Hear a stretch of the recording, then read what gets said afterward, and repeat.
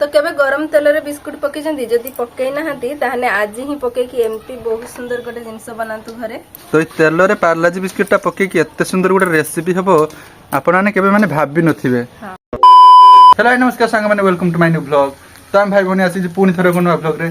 तो आज आमे ई पार्लेजी बिस्कुट गरम तेल रे पके गोटे बहुत सुंदर जिंस बनाइबू। आ दीदी एटी चेर देजी देखि परबे। आ से दिन से माने आपण माने केबे भी घरे ट्राई करनथि माने गरम तेल रे पडुची पार्लाजी बिस्कुट। तो आपण माने केबे गरम तेल रे पके नथिबे किंतु आमे प्रथम थर पकाउजी आ दीदी पकेइबो किंतु। हां पूरा गोटे प्लेट पार्लाजी बिस्कुट आज गरम तेल रे पडिबो देखिया किसो होउची। हां तो गोटे तागड़ा जिनस आपण जाउची आज। तो चलंतु पकेइबा गरम तेल रे पार्लाजी बिस्कुट। तो एठी देखि परते दीदी गोटे प्लेट पार्लाजी बिस्कुट ने नेजी माने 2 पैकेट दीटा पैकेट पूरा चिरी के ने नेची गोटे प्लेट को काढी देची देखैते पूरा गोटे प्लेट हेची पूरा फुल। तो ए पार्लाजी बिस्कुट रे आज बढ़िया जिंस हबो गोटे भांगी छि जेडे खाइ दबा सेटा। तो 2 पैकेट मु पार्लाजी बिस्कुट ने नेची आ एडी गोटे अमूल पैकेट ने नेची माने हमर एतिको खर्च होची 30 टंका। तो ए 30 टंका मात्र खर्च करी के हमें बहुत सुंदर गोटे जिंस बनेबू आ एटा पुनी गरम तेल रे पडियो। गरम तेल रे पके गोटे माने यूनिक रेसिपी। बिस्कुट टा बहुत कड़कड़िया अछि किंतु एटा को गरम तेल रे पके बहुत सुंदर जिंस गोटे हबो। तो चलंतु बेसी देरी न करी के बनेबा। तो आपण माने जदी डेली लाइफ में बिस्कुट खाइ के विरक्ति जाय जंदी ताने एमती गोटे नुवा प्रकार जिंस ट्राई करि पारिए। ठीक अछि बहुत बढ़िया लागियो। तो हमर एटी सेटअप टा रेडी हो जाय छी माने गैस का सब बाहर काढा सरियलानी। तो एबे हमें बनेइबू रेसिपी। आ खोरा भी आज देखिरते पागो मौसमी पूरा बहुत बढ़िया लागुची। दिनेला मेघ करथला आज टिके खरा दिछि सेते भल लागुची। मेघ ने वर्षा ही पड़थला 2 दिन हला। तो एटी दीदी गोटे प्लेट पार्लाजी बिस्कुट ने नेजी ता संग एटी कढ़े भी नै गरम कर सालानी ता परे दे दिउ जेथरे पूरा खांटी रिफाइन तेल। हां तो एबे तेल गरम हेलानी एबे पार्लाजी बिस्कुट हमें पके दबा कढ़ा रे। तेल भी मु ढाई सानी ने एबे पके दबा। तो एबे दीदी पकेबो पार्लाजी बिस्कुट तेल रे। हां तो केबे गरम तेल रे बिस्कुट पके जंदी जदी पके नाहंती ताहने आज ही पके कि एमती बहुत सुंदर गोटे जिंस बनातु घरे आ खातु। तो पार्लाजी बिस्कुट देखिबार थे दीदी तेल रे पके दोजी। तो तेल रे पार्लाजी बिस्कुट टा पके कि एते सुंदर गोटे रेसिपी हबो आपण माने केबे माने भाबी नथिबे। हां तो एडी दीदी पके देजी पार्लाजी बिस्कुट तेल रे। तो मु एडी पार्लाजी बिस्कुट सब तेल रे पके दीजी एगुडा को भलो भाबरे टिके हेगला परे हमें छाकी नबा। तो ये बिस्कुट सब हमको छाकीते हबो। ठीक अछि टिके खाली कलर टा चेंज हबइनो। माने हळदिया कलर देखा जाउची टिके ब्राउन कलर हबाउ। हां तो देखि अर्थ एडी बिस्कुट टा हेगलानी। तो एबे तेल रो बिस्कुट टा काढी नबा। ठीक अछि हां ता परे एथरे हमर गोटे तागड़ा रेसिपी हबो ना। हां तो एबे देखिबार थबे बिस्कुट रो कलर टा टिके चेंज हे जायछि तो एमती करके सब बिस्कुट हमें छाकी दबा। से प्लेट को काट दबो ना अगर प्लेट तो दीदी दबो। तो सब बिस्कुट एमती गरम तेल रे पके कि माने छाकी देबा ना। हां तो ए सब छाकी नबा प्लेट को। देखिए थे कलर टा केते सुंदर देखा जाउची पूरा बिस्कुट टा छाकी देला गो। तो एमती करके सब बिस्कुट हमें छाकी दबा। आका थोड़े सब दे दे दे जंदा दे देबा। तो ए बिस्कुट टा भी हे जायछि एटा काढी दबा। तो तेल खत्म आ बिस्कुट भी हमर छका हे गला। हां बस एबे बनेबा रेसिपी। हां तो एबे हमर बिस्कुट टा रेडी हे जायछि माने छाकी देछि हमें तेल रे एटा को एबे ग्राइंडिंग कर दबा। हां तो ए बिस्कुट एबे भल भाबर पूरा ग्राइंडिंग करते हबो। तो सेथे हमको दरकार ग्राइंडर आ जार। हां तो एबे बिस्कुट टा ठंडा हे जायछि हमें एटा को पके कि ग्राइंडर जार गुंडो कर दबा। हां तो एटा हमको पूरा भल भाबर पूरा गुंडो करते हबो बिस्कुट टा। हां तो सेथे दीदी भांगी भांगी का बिस्कुट टा पके दोछि। सब पके दे। सब पके दे सब हबो ना ना दिथर हबो।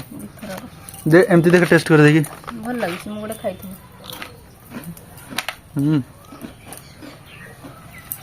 बढ़िया तो लागि। बढ़िया लागि। तो एबे एटा ग्राइंडिंग करिया पूरा पिठा भलिया लागि छी। बिस्कुट पिठा नय ना से भलिया लागि छी।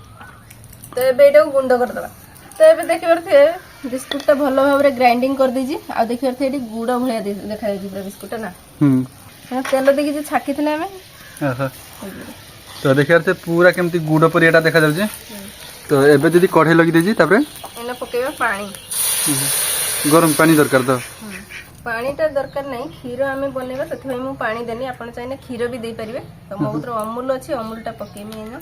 अमूल एथरे दीदी देके एटा खीर बनाइबो। हां बस तो एठी आपण माने नॉर्मल खीर भी यूज करि पारे किंतु दीदी एठी माने अमूल रो यूज करजु। ए खीर टा हमें ढाल देबा ई बिस्कुट माने बाटी के रखिया बिस्कुट टा। तो देखिबा से गुड़ भलिया लागुची। पूरा गुड़ परी होइछि तो एबेठु ही आपण जानि परथे जे जिनसटा केते टेस्टी लागियो हां आ एटा बनै सारला परे फाइनल लुक जतले आपण देखिबे माने विश्वास होबनी जे माने बिस्किट भी तेल रे पके की एते सुंदर जिनस हेई पारे हां तो एडी खीर सहित हमें बिस्कुट जे बाटी रखथिले सेटा भलो भाबरे मिसी दबा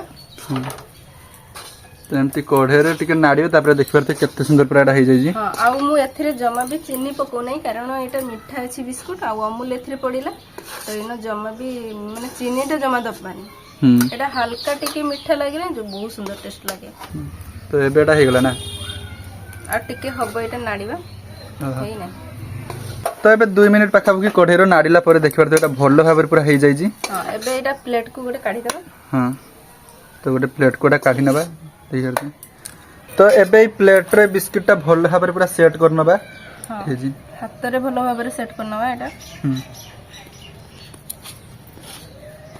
तो बिस्कुट रे एमिति थरे जदी खाइबे ताने पूरा मुंह रे पूरा लागि जिवो एटा इतने सुंदर लागे एटा टेस्ट तो एबे देख पारते दीदी पूरा भलो भाबरे एटा सेट करने जी ठीक अछि प्लेट रो हां तापर एने किसे देबो हमें एथिरे चार मगज टिके पके देबा तो एथिरे अल्प टिके मगज दे देबा देन टेस्ट आहुरी बहुत बढ़िया आसीयो हां तो एटा सेट होबे में हमें आधा घंटे पाखा पाखी एटा को छाड़ देबा आधा घंटे छाड़ देना माने एटा सेट हे जियो ना हां तो बिस्किट रे रेसिपी टा देखिरते केते सुंदर देखा जाउजी किंतु एटा सेट हेते आधा घंटे लागियो ढाकी के रख देबा